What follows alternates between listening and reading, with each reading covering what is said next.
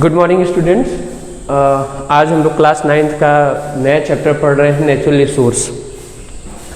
Natural resource chapter एक important chapter है, ये बायोलॉजी का पार्ट है और नेचुरल रिसोर्स के बारे में पढ़ना बहुत ज़रूरी है क्योंकि इस समय हम लोग जो हमारे नेचुरल रिसोर्सेज हैं उनका बहुत ज़्यादा हम लोग जो है यूज़ कर रहे हैं और सही यूज़ नहीं कर रहे, मिस यूज़ कर रहे हैं। फिलहाल हम आते हैं अपने टॉपिक पे। तो आपको पता है कि जो अर्थ है, सिर्फ अर्थ ही एक ऐसा प्लानेट है अब तक जिस पर कि लाइफ पॉसिबल है। तो अर्थ पे जो लाइफ पॉसिबल है उसके लिए जो यहाँ कंडीशंस हैं उनकी वजह से अर्थ पर लाइफ पॉसिबल हो सकी है। जैसे यहाँ पे जो प्रॉपर टेम्परेचर है, एम्बियंट टेम्परेचर है, टेम्परेचर का चेंज बहुत ज़्यादा नहीं आता है, नॉर्मली रहता है दिन और रात दोनों टाइम में।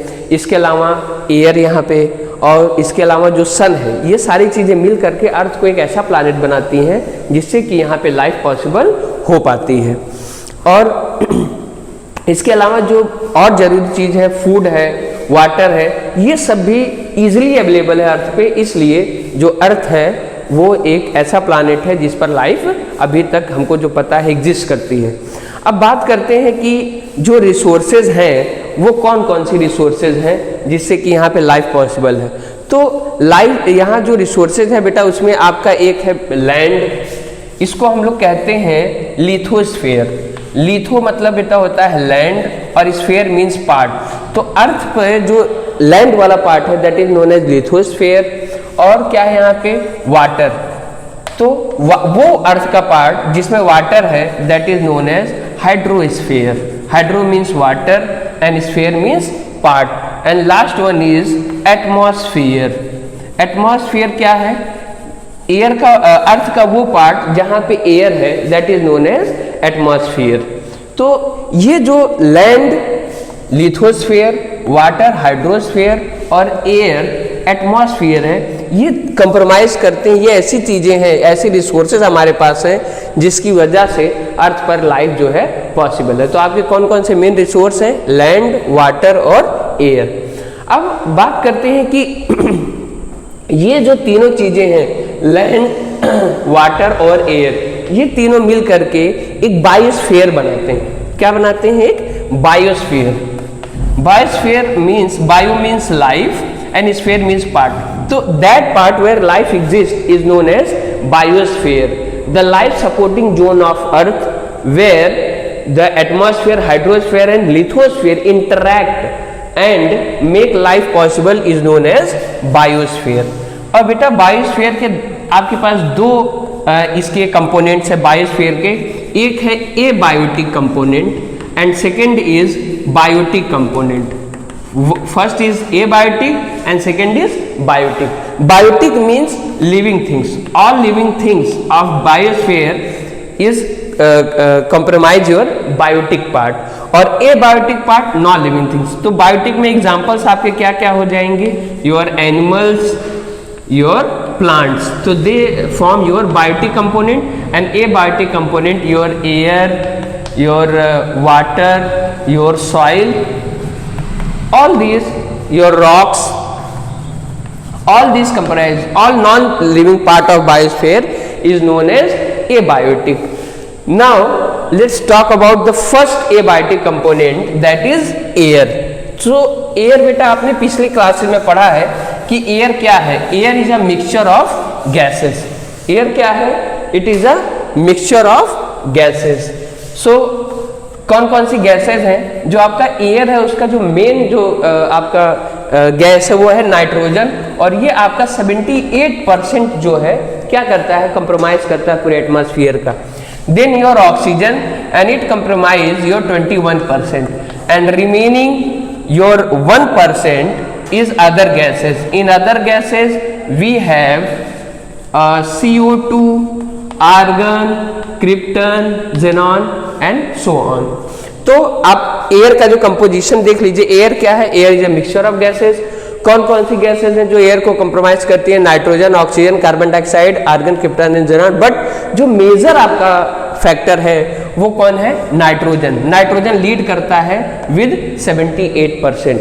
और अगर नाइट्रोजन का इतना उसमें वो ना होता तो जो आग है वो काफ़ी तेज़ी से फैलती।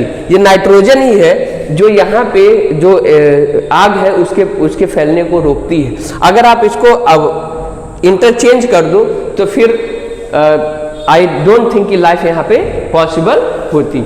एयर के बाद हम बात करते हैं, एयर में हम लोग बात कर लेते हैं एटमॉस्फेयर की। तो जो आपका एटमॉस्फेयर है, रोल ऑफ एयर की बात कर लेते हैं। तो एयर का जो आपका है एटमॉस्फेयर है वो आपका क्या करता है, what is the role of air और रोल ऑफ एटमॉस्फेयर। ये जो अर्थ है उसके पूरे के पूरे टेम्परेचर को, एवरेज टेम्परेचर को क्या करता है, मेंटेन रखता है। अगर यही आपका एयर, यही आपका एटमॉस्फेयर ना हो तो फिर यहाँ पे जो लाइफ है उसकी पॉसिबिलिटी बिल्कुल भी खत्म हो जाती है। मैं आपको एग्जांपल देता हूँ। आप देखिए जो आपके वीनस है, एक वीनस प्लैनेट है और दूसरा जो प्लैनेट है वो आपका मार्स है। तो वीनस और मार्स का जो एयर का कंपोजिशन है वो कितना है, that is 95 to 97% and it is composed of CO2। और आप देखिए वहां पे लाइफ का एग्जिस्टेंस नहीं है। तो जो एयर का कंपोजिशन है अर्थ का वो करता है, उसकी वजह से यहाँ पे लाइफ क्या है वो एग्जिस्ट करती है। अब बात करते हैं एटमॉस्फेयर के रोल की। तो एटमॉस्फेयर क्या करता है, जो यहाँ पे एवरेज टेम्परेचर है अर्थ का उसको क्या करता है, मेंटेन रखता है। It maintain the average temperature of earth. तो ये जो एवरेज टेम्परेचर है इसको मेंटेन करता है आपका एटमॉस्फेयर। आप एग्जांपल देखिए कि मून पर जो एटमॉस्फेयर नहीं है और मून पर जो टेम्परेचर है वो आपका जो रेंज है टेम्परेचर का मून पर वो है बेटा, that is from -190 to 110 degree centigrade. इसका मतलब दिन के समय मून का जो टेम्परेचर होता है मून पर वो 110 डिग्री सेंटीग्रेड होता है और रात के समय -190 डिग्री। इतना ज़्यादा फ्लक्चुएशन है। आप सोचिए कि अगर अर्थ पे एटमॉस्फेयर ना होता तो आई डोंट थिंक कि अर्थ पर जो है वो लाइफ जो है एग्जिस्ट कर पाती। इसके अलावा जो एयर है आपका, उसमें आप देखिए कि जो कार्बन डाइऑक्साइड है उसके बहुत सारे सोर्सेज हैं। हम किस चीज़ को जलाते हैं तो वहाँ से कार्बन डाइऑक्साइड निकल रहा है। जितने लिविंग बींग्स हैं सब ऑक्सीजन ले रहे हैं और कार्बन डाइऑक्साइड निकाल रहे हैं, लेकिन वो यूज़ कहाँ हो जा रहा है।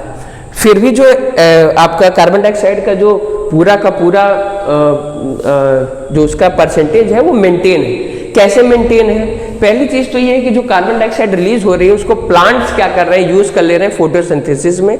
और दूसरी चीज़, ये कार्बन डाइऑक्साइड जो डिजॉल्व है आपके वाटर में, वहाँ पे जो आपके एनिमल्स हैं वो मैरीन एनिमल्स हैं वो उसको यूज़ कर ले रहे हैं। क्या करने के लिए, अपने सेल्स को बनाने के लिए। तो इस पहले टॉपिक में हम जो है इतने पर ही बात करेंगे कि आपका नेचुरल रिसोर्सेज, एयर, वाटर और लैंड, ये सारे आपके नेचुरल रिसोर्सेज हैं। ये जो रिसोर्सेज हैं ये सारे कंप्रोमाइज करते हैं, क्या बनाते हैं, बायोस्फीयर बनाते हैं। बायोस्फीयर के दो पार्ट्स आपको मैंने बताया था, एक मैंने बताया था आपको बायोटिक और दूसरा हमने आपको बताया है एबायोटिक। ये दोनों आपके वो हैं। और इसके अलावा एयर के हमने रोल की बात की। तो एयर क्या है कि it is very essential, oxygen आपको चाहिए। आप पूरी जो सेलुलर एक्टिविटीज़ आपकी बॉडी की हैं वो बिना ऑक्सीजन के कंप्लीट नहीं हो सकती। इसके अलावा जो जितने भी आपके ये छोटे छोटे एनिमल्स हैं उनको भी एयर की काफ़ी ज़्यादा ज़रूरत है, जो माइक्रो ऑर्गेनिज्म उनको भी काफ़ी ज़्यादा ज़रूरत है।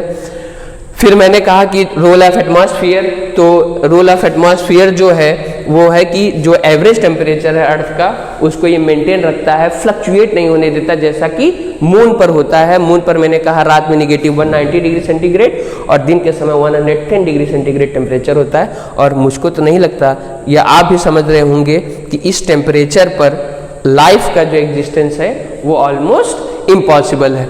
और जो एयर है, अगर एक क्वांटिटी बहुत ज़्यादा हो गई किसी एक की, जैसे कि आपके वीनस और मार्स पर होता है, CO2 का जो कंपोजिशन है वो 95 to 97% होता है, तो वहाँ पे भी लाइफ पॉसिबल नहीं है। तो इस तरह से जो नेचुरल रिसोर्सेज हैं they are responsible for the existence of life on earth.